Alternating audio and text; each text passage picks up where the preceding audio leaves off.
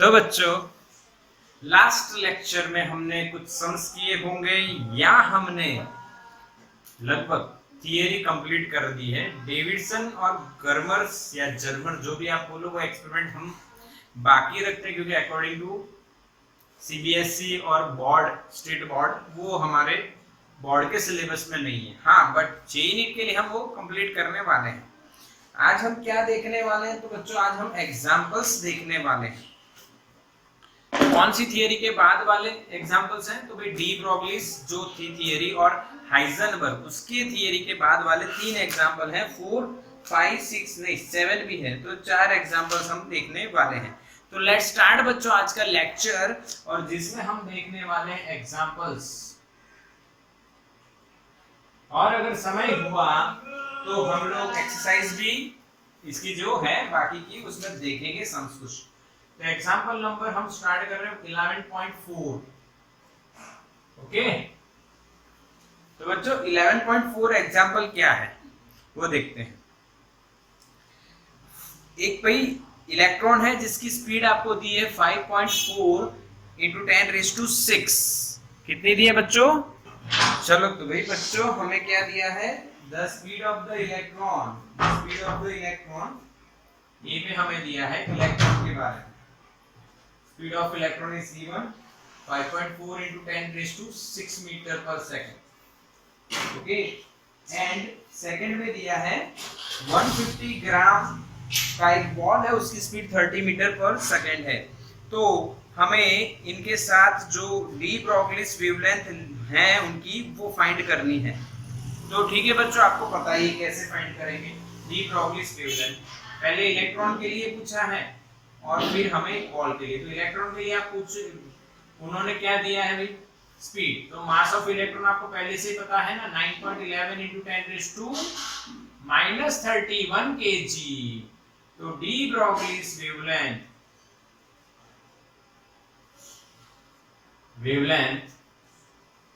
तो आपको फाइंड करनी है बच्चों। Lambda is equals two electron के लिए H/P of electron, H/m of electron, V of electron. ये फाइंड कर सकते हैं बिल्कुल। यस और नो बच्चों? हाँ कहना, मैसेज करो फास्ट। क्या इसको फाइंड करने में आपको दिक्कत आने वाली है? बिल्कुल भी नहीं। 6.63 × 10⁻34, मास of electron 9.11 × 10⁻31, velocity of electron 5.4 × 10⁶। तो इसको आप सॉल्व कीजिए। सॉल्व कीजिए तो आपको आंसर क्या मिल रहा है बच्चों?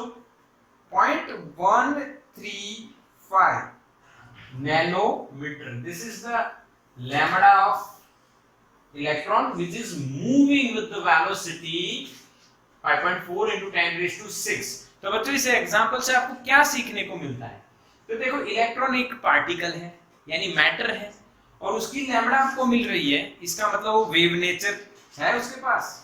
यस, और इसी के अंदर बी में हमें क्या पूछा है कि हमें एक पार्टिकल दिया है, यानी कि एक बॉल दी है बच्चों, जिसका मास है, बॉल का मास आपको 150 ग्राम, दैट मींस 150 × 10⁻³ kg।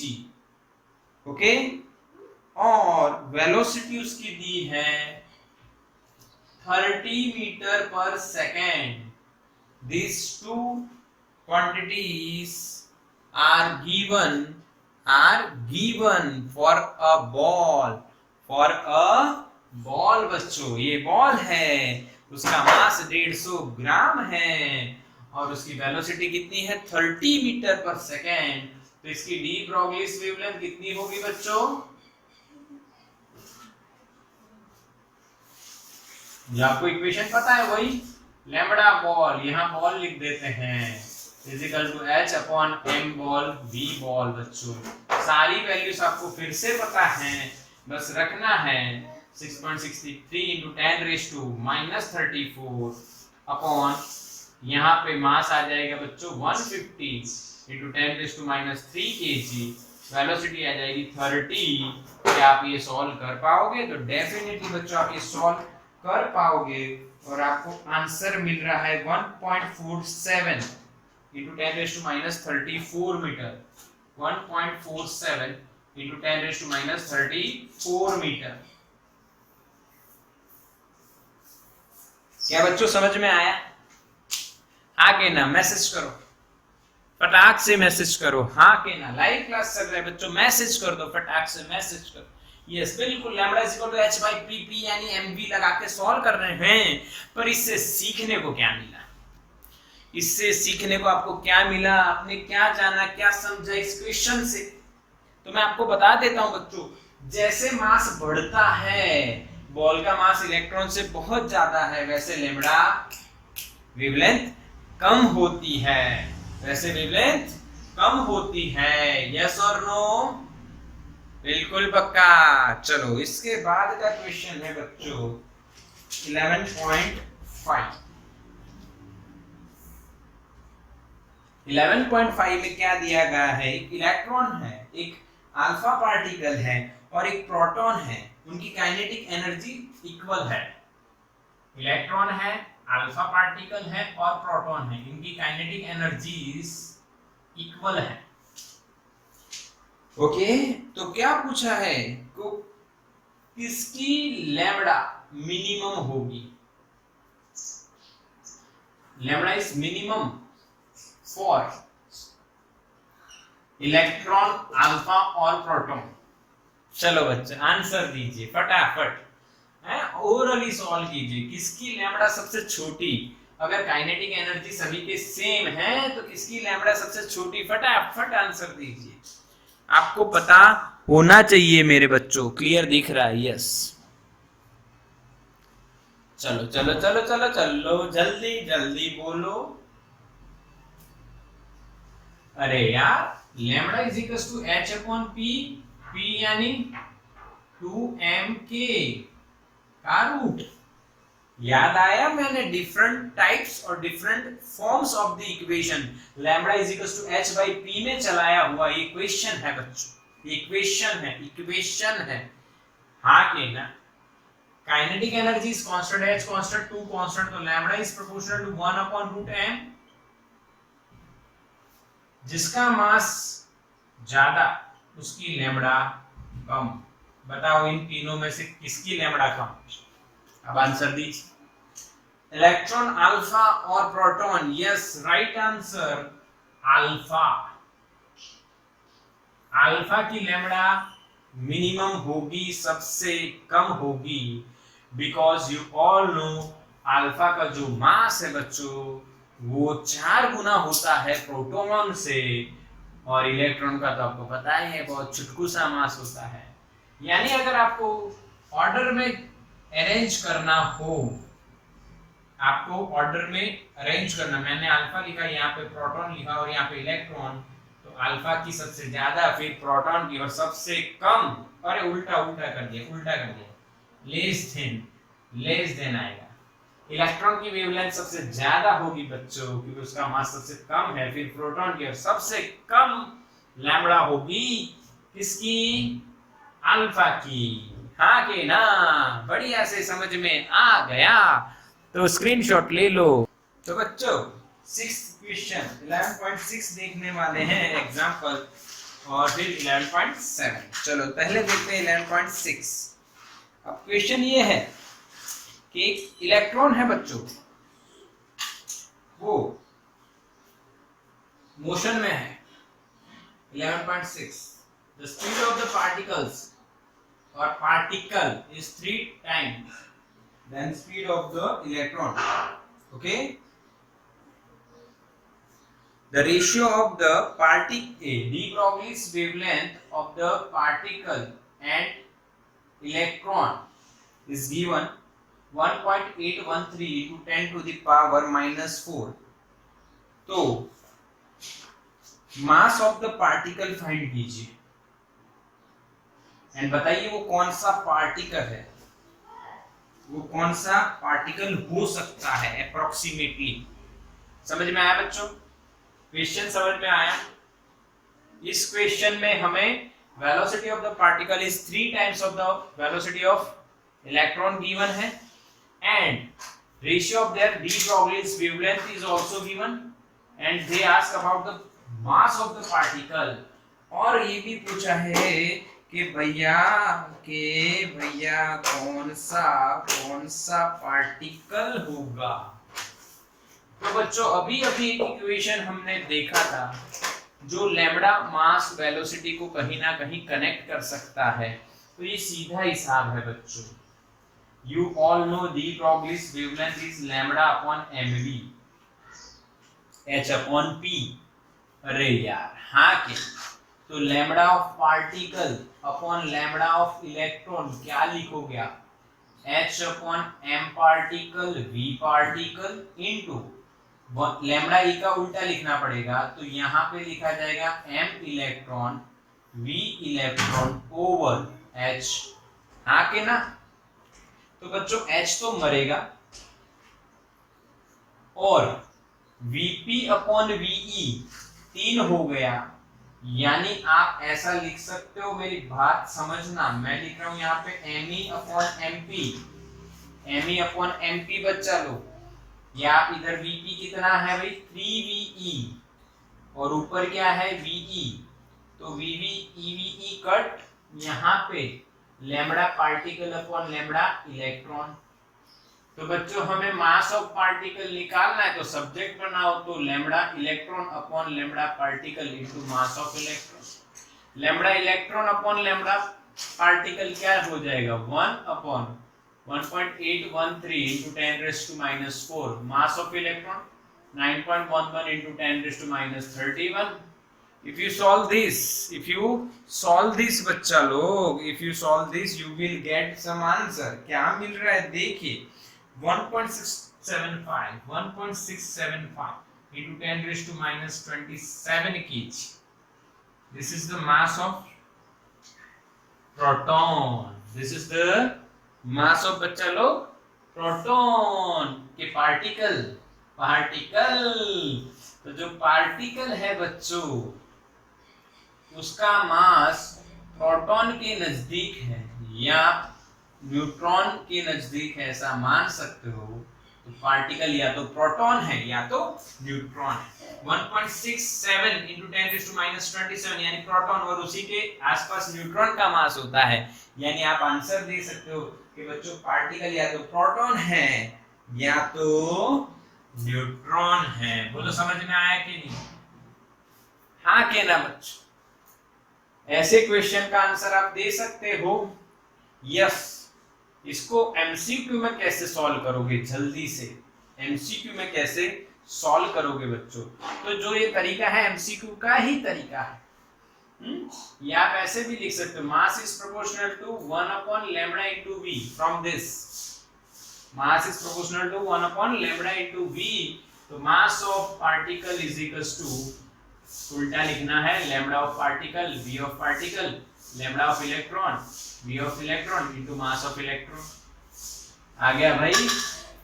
आ गया भाई?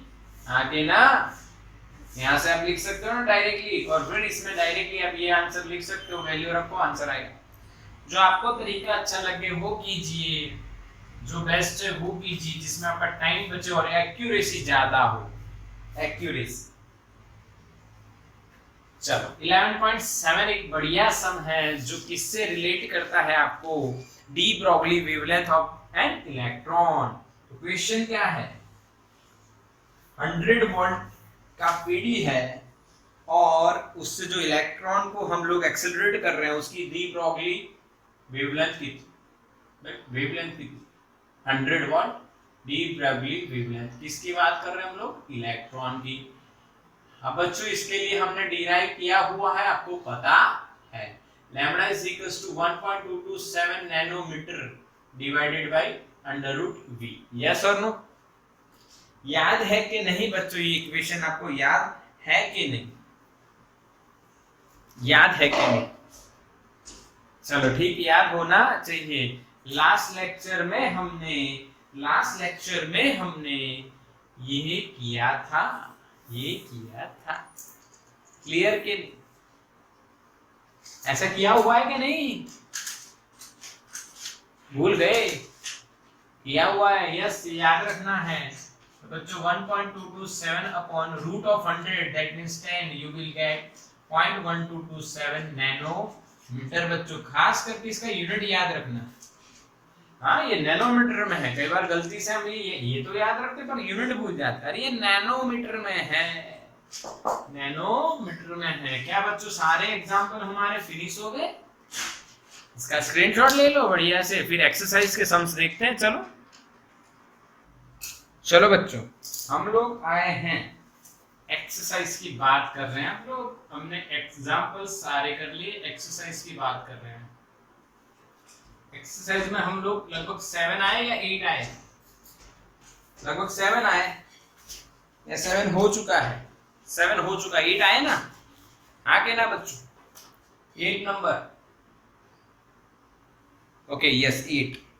8 में क्या दिया है? एक मेटल है, उसकी थ्रेशोल्ड फ्रीक्वेंसी दी गई है। मेटल की बात की है and threshold frequency of the metal is given, that is 3.3 into 10 raised to 14 hertz. This is the threshold frequency of the metal. और इस मेटल पे फ्रीक्वेंसी इंसिडेंट कर रहे हैं, that frequency is given 8.2 into 10 raised to 14 hertz. Okay, photo electrons जो हैं, जो emit हो रहे हैं, उनके लिए थ्रेशोल्ड फ्रीक्वेंसी वगैरह दी है हमें, और फोटो इलेक्ट्रॉन्स के लिए हमें कट ऑफ वोल्टेज फाइंड करना है। Find out the cut off voltage for the photo electrons. Find out the cut off voltage. What is cut off voltage? Stopping potential बच्चों। उसके बाद सारे इलेक्ट्रॉन रुक जाने। बताओ कौन सा इक्वेशन यूज होगा, आइंस्टाइन या लिनार्ड? आइंस्टाइन या लिनार्ड?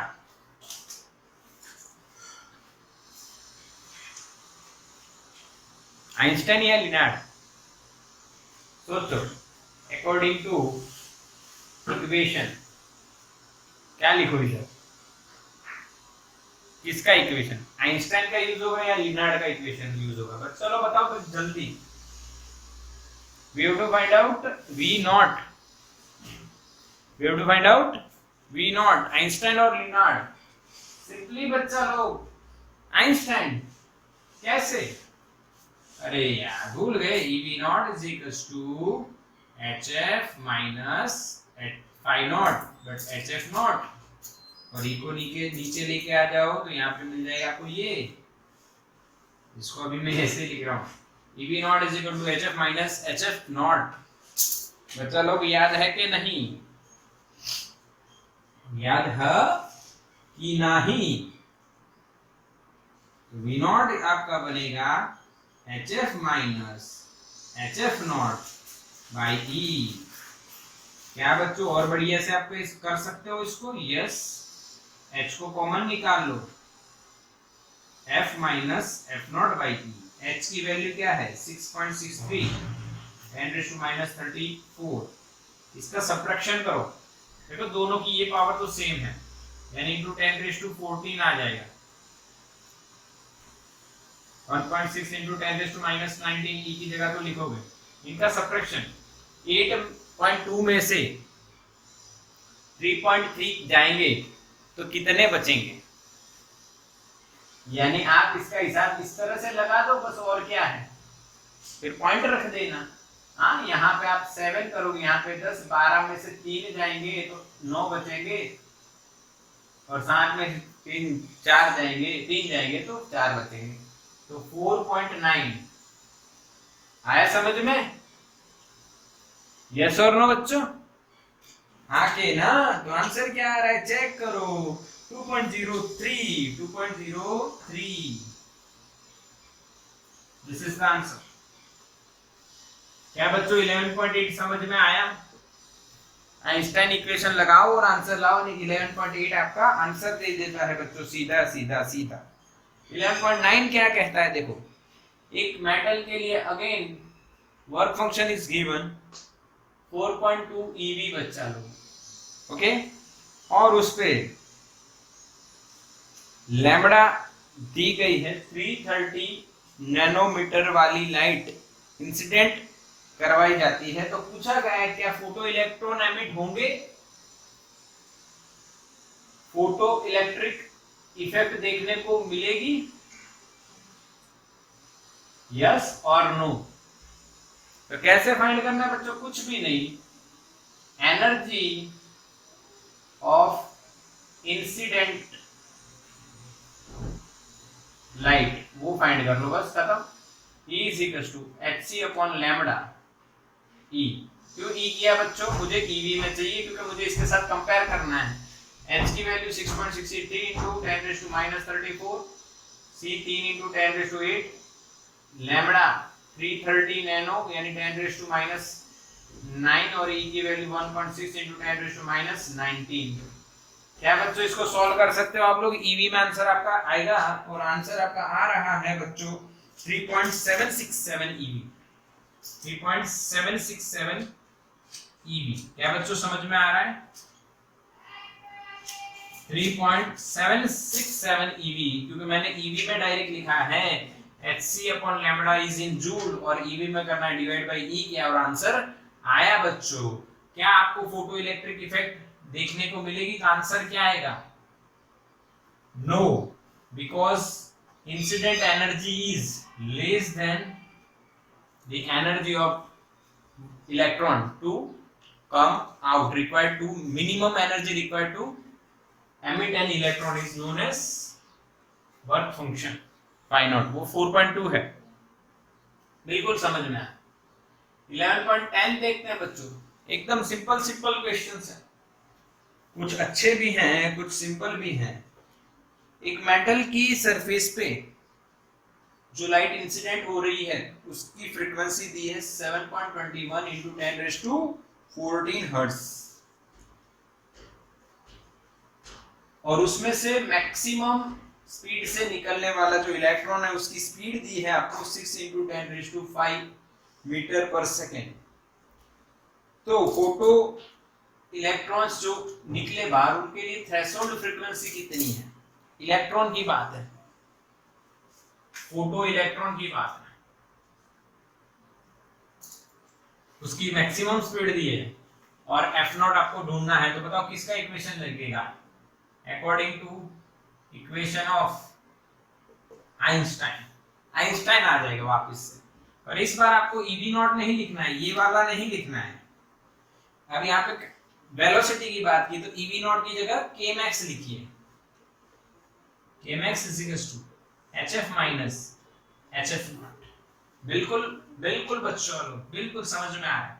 Kmax क्या लिखोगे आप? Half m v square max is equal to HF minus HF0।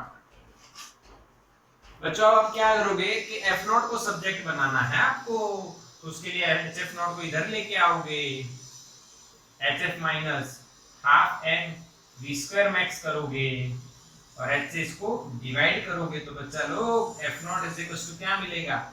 F minus mv square max upon 2h। कैसे बच्चों? ये h से डिवाइड किया तो h कट होके f बच गया और यहाँ पे नीचे h आ गया। बस इसको सॉल्व करो, आपको मिल जाएगी थ्रेशोल्ड फ्रीक्वेंसी जो f से कम होनी है। ऐसा लगता है? पता नहीं, देखो सॉल्व करो कितनी मिलती है बच्चों। 4.74 into 10⁻14।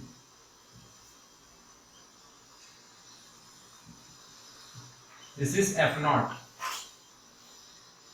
हाँ के ना, ये वैल्यू रखो, ये दोनों।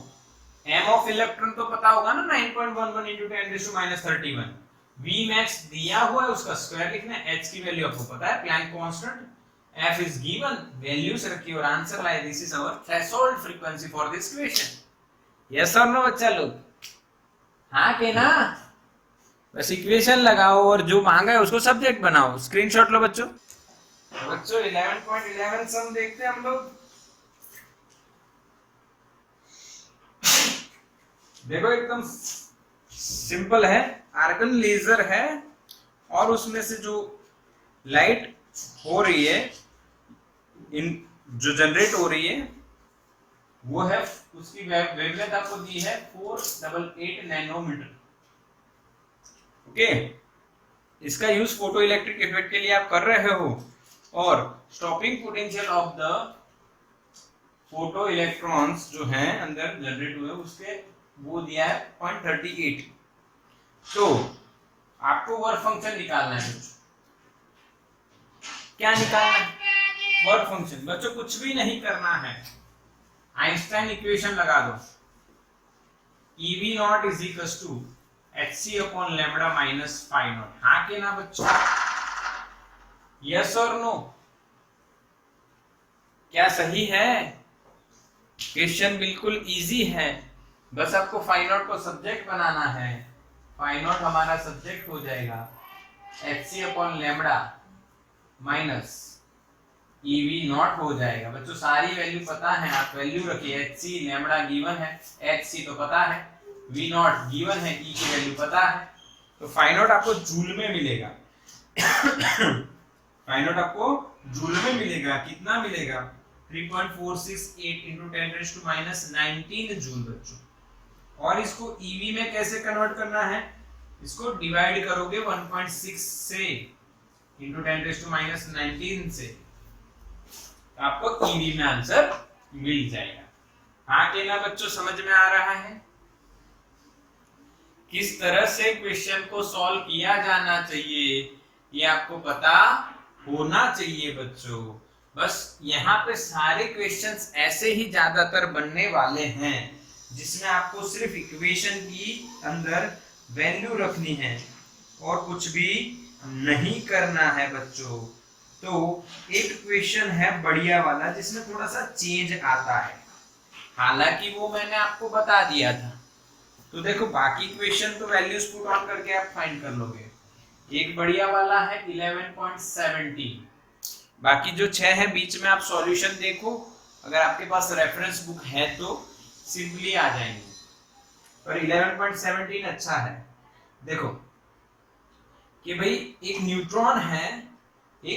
न्यूट्रॉन है बच्चों, और उसकी यानी आपको काइनेटिक एनर्जी फाइंड करनी है, जिसके कारण उसकी डी ब्रोगली वेवलेंथ हो जाए 1.4 into 10⁻⁻10 मीटर। इतनी डी ब्रोगली वेवलेंथ हो जाए उसके लिए उसको कितनी काइनेटिक एनर्जी उसके पास होनी चाहिए? किसकी बात कर रहे हैं लोग? न्यूट्रॉन की। हाँ कि ना?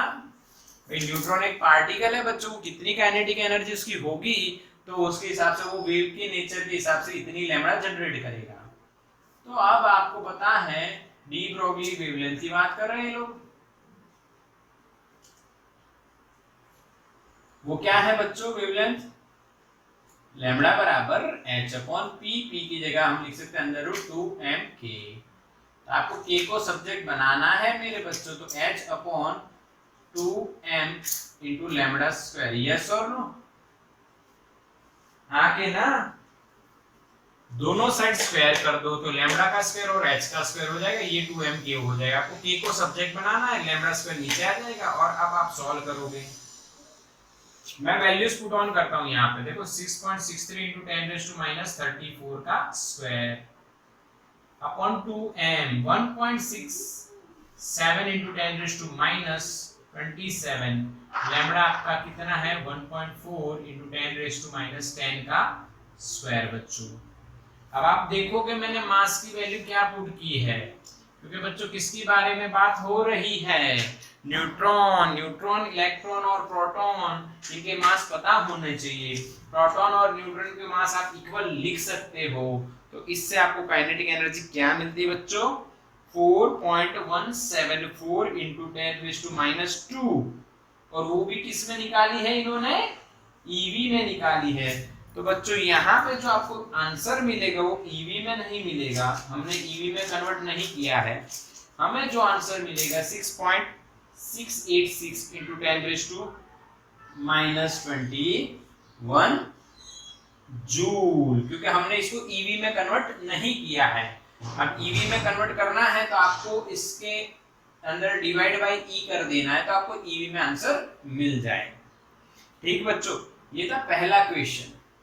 दूसरा क्वेश्चन क्या है, इसीलिए मैंने इसको IMP किया है और आपको करवा रहा हूं कि भाई इसके अलावा अगर आप बात करो तो टेम्परेचर की बात कर रहे हैं। टेम्परेचर अगर 300 केल्विन हो जाए तो लैम्बडा कितनी, समझ में आया बच्चों? फॉर दिस न्यूट्रॉन, न्यूट्रॉन की बात चल रही है, यस न्यूट्रॉन ही है, और ये न्यूट्रॉन की आपको वेवलेंथ निकालनी है। अगर न्यूट्रॉन है बच्चों, उसका टेम्परेचर इतना हो जाए तो उसकी डी ब्रॉगली वेवलेंथ कितनी, कौन सी बच्चों? लैम्बडा डी ब्रॉगली कितनी? तो वही बच्चों स्टार्टिंग तो वही होगा, lambda is equal to h upon p, p यानी √2mk। पर kinetic energy due to temperature is 3/2 kBT। अरे हाँ के ना बच्चों, बस वो लगानी, आपको आंसर मिल जाएगा √3m kBT। अरे हाँ के ना बच्चों, यहाँ पे आपको आंसर मिलेगा। अब न्यूट्रॉन का मास अगेन आपको पता है, बोल्ट्जमैन कांस्टेंट आपको पता है, टेम्परेचर पता है, h आपको पता है, सारी वैल्यूज रख के आपको लैम्बडा मिलेगा। बोलो हाँ के ना बच्चों? और आंसर आए 1.45 into 10⁻⁻10।